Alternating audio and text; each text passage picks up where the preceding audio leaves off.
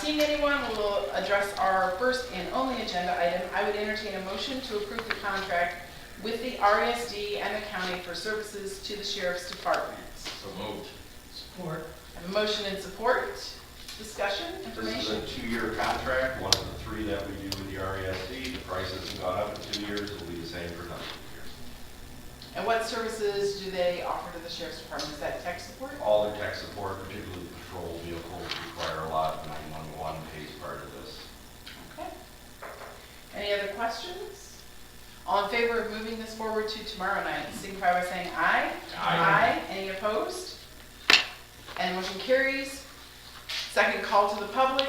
Hearing none, the meeting is adjourned. What was that, minute? A 4 minute. seconds? A minute. Sign your own record.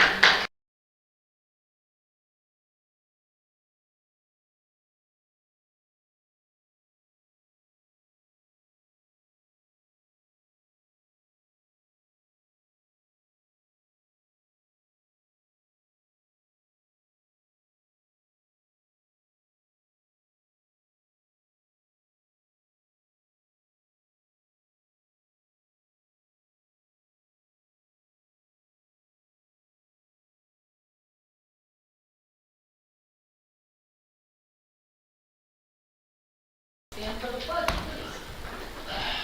I pledge allegiance to the flag of the United States of America and to the republic for which it stands, one nation, under God, indivisible, with liberty and justice for all. Thank you. First call to the public.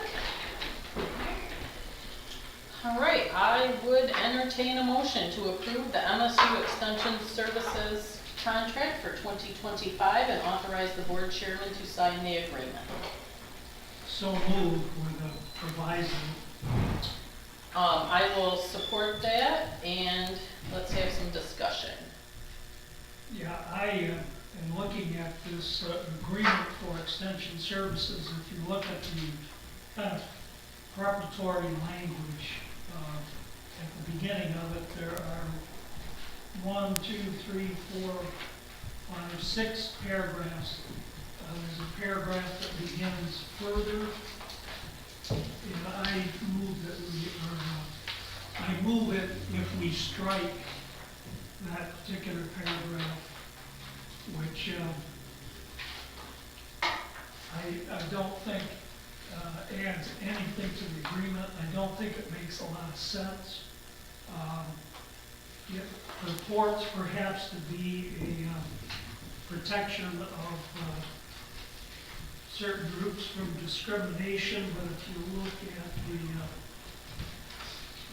agreement under, now this is a preparatory language and really is not part of the operative part of the agreement. But if you look at the last page, item 2, general terms, item 6 is non-discrimination, and it's in the operative portion of the contract. And it covers our non-discrimination requirements for our agreement, and I think that covers it, so there's no question that there's any discriminatory intent here. But this language speaks in terms of multiple realities, forms of knowledge. That's in the last sentence of it. And I just don't think it adds anything to the agreement. And it postulates concepts and ideas that are not defined and are actually quite controversial in this day and age. So I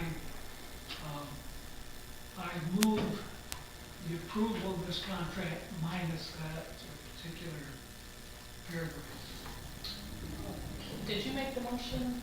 Yes, you did. Okay, so we're going to amend the motion then to approve the contract with the removal of the paragraph that starts with further. Paragraph 6.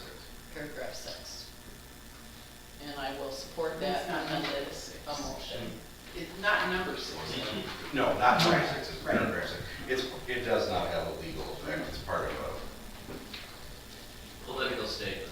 well, there's a different term for it, where the beginning of the recitals, Like the preamble. preambles, we call it recitals in the law. Well, thank you for pointing that out, Tom. I appreciate your diligence on that, and, yeah, completely unnecessary, so. Any further discussion on that? Was there support? I supported it. I'm just not, reading this paragraph, I'm not sure what it has to do with 4-H or putting our youth interest in agriculture and any sort of discrimination like the commissioner said is protected already under state law, so it's just a pontification. Frankly, it's gibberish. Yes. It's, Yep. it doesn't need to be added at all. So I will point out that this, the overall contract is increased from last year, and this was one of the ones that because they were using some additional money from their fund balance to do some extra activities. This is one of the ones that I pointed out last night that is slightly higher of revenue over expenditures, but they have money in their fund balance for that. If I may speak again, Dr. Boggs reminds me that, and Commissioner as well, that this is the 4-H, which is for our kids primarily. I know they do other things too. So I don't want my suggestion to remove that to reflect in any way on the valuable work that the MSU Extension does for us under this agreement. And I just think this is surplusage, and it burdens an otherwise good contracting and some distracting things, I think, so. Very well said, Tom. Hard to top that. Anything else? All right, all those in favor of moving this on to tomorrow signify by saying aye. Aye. All those opposed, the same. That brings us to our next agenda item. I would look for a motion to approve the chairman's selection of Ben Frederick to Shiawassee Health and Wellness Board. So moved. Support. Moved and supported. Excellent board members. I think he's well qualified. And of course, he's now an AVP over at the hospital and at Community Mental Health. One of the things we've been wanting to do is do much more outreach to the community and other organizations and so on. So I think he'll fit in very well given, well, all of you know his background, our former state rep. So that's why I think. Okay. Yep, I think that we've put together a really good board. He'll be a great addition to it, and fully support that. Any other comments or questions? All right, all those in favor signify by saying aye.